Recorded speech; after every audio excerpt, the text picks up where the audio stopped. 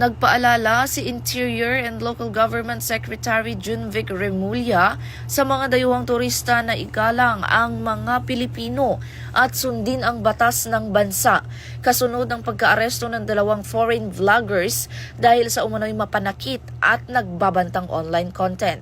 Sa Dumaguete City, inaresto ang Estonian vlogger na si Sim Rusipo matapos idineklarang persona non grata sa Negros Oriental.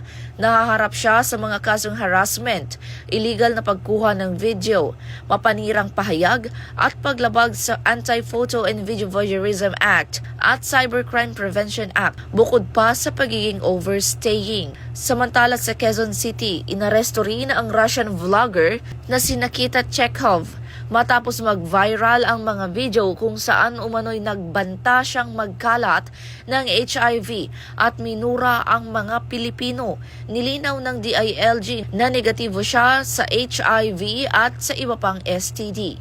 Binigyang diin din ni SILG Remulla na bagamat mahalaga ang turismo sa ekonomiya, hindi papalampasin ng pamahalaan ang pang-aabuso at hospitality ng bansa. Isang malinaw na pagpapatupad ng bagong PNP para sa bagong Pilipinas, serbisyong mabilis, tapat at nararamdaman.